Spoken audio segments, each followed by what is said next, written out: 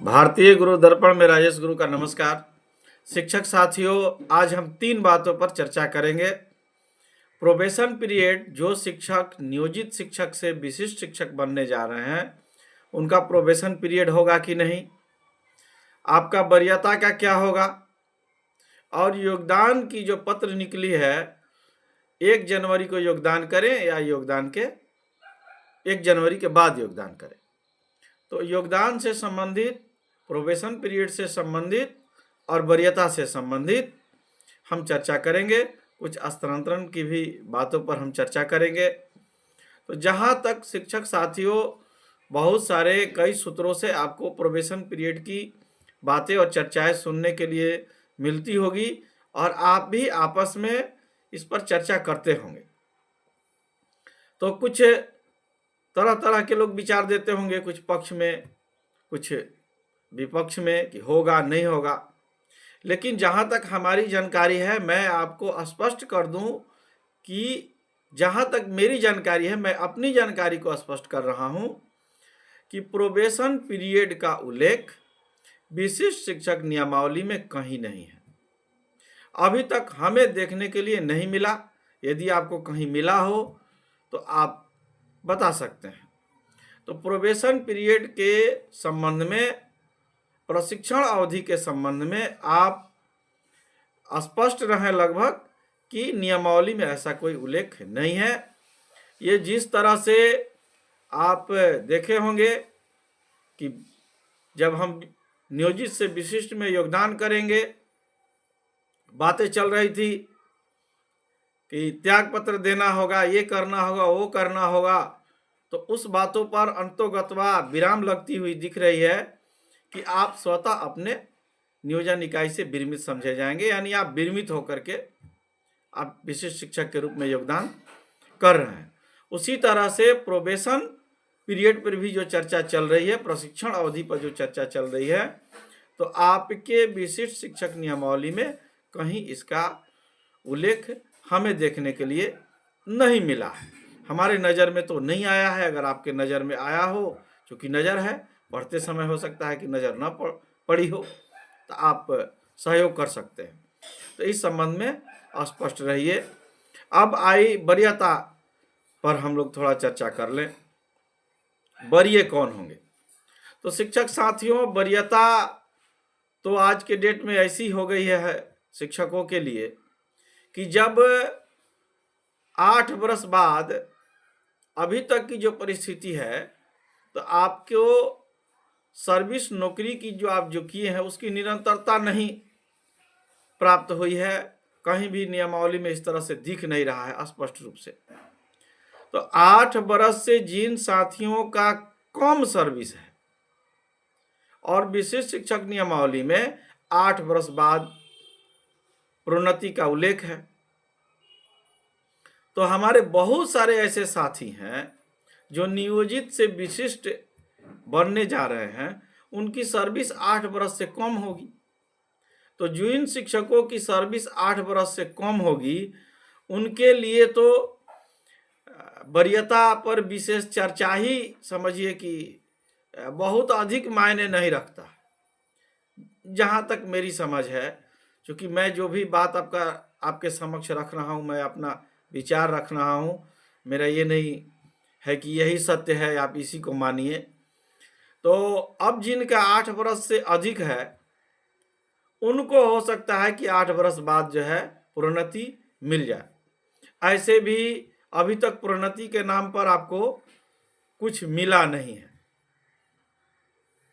तो ये चीज़ स्पष्ट हो गया कि वरीयता भी जो है विशेष कोई मायने नहीं रखती है, क्योंकि आपका प्रमोशन का कुछ वैसा है नहीं।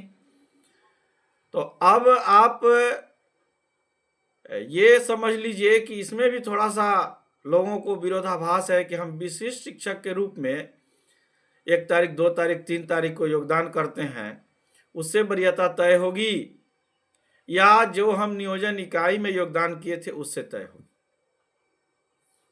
तो विशिष्ट शिक्षक नियमावली जो हमारी है उसमें स्पष्ट है कि आपके नियोजन इकाई में योगदान की तिथि और या प्रशिक्षण की तिथि जो पहले होगी, यानी प्रशिक्षित वेतनमान आपको जिस दिन से प्राप्त हुआ होगा उसी तिथि से आपकी वरीयता निर्धारित होगी।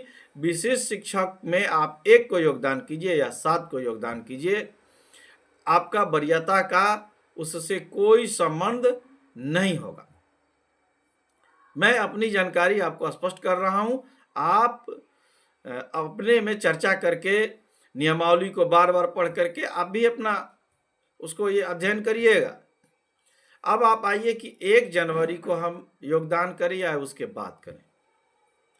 तो शिक्षक साथियों, वैसे शिक्षक जिनका 28,000 से अधिक है 6 to 8 में और 25,000 से जिनका अधिक जो है स्केल है, वे हमें जो लगता है कि 1 तारीख के बाद ही योगदान करेंगे तो उनको फायदा होना चाहिए, क्योंकि 1 को आपका 1 इंक्रीमेंट लगेगा और इंक्रीमेंट लग करके जो आपका वेतन निर्धारित होगा, जो आपका वेतन बनेगा, उस वेतन पर फिर आपका विशिष्ट शिक्षक का वेतन का उसी के बराबर वेतन संरक्षण का आपको लाभ प्राप्त है।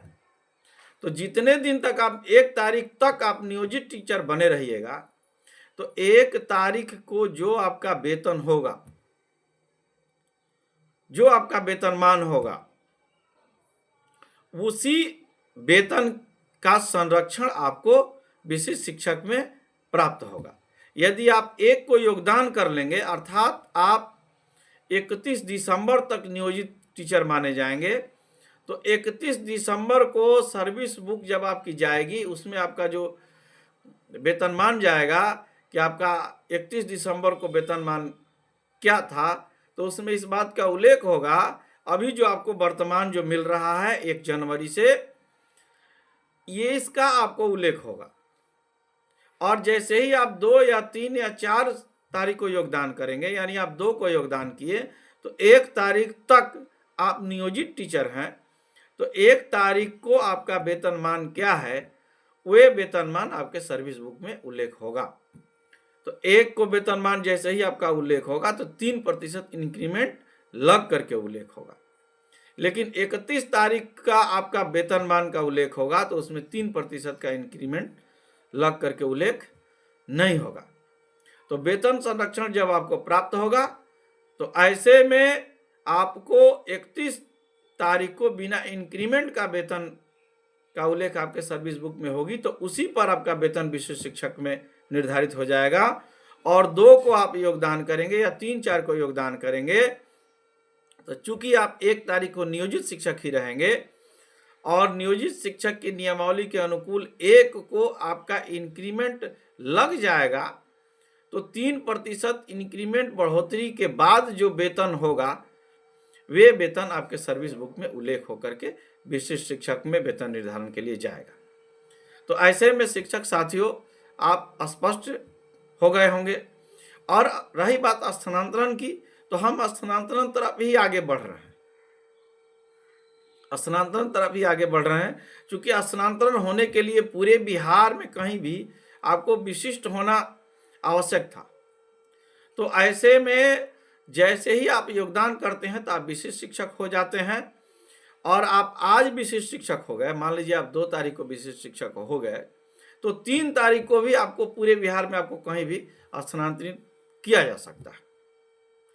तो आप विशिष्ट शिक्षक में योगदान करें, और हमें जहां तक समझ है कि आप 2 तारीख यानी 2 जनवरी 2025 या 2 तारीख से लेकर 7 तारीख के बीच में योगदान करें, आपके लिए फायदेमंद होगा।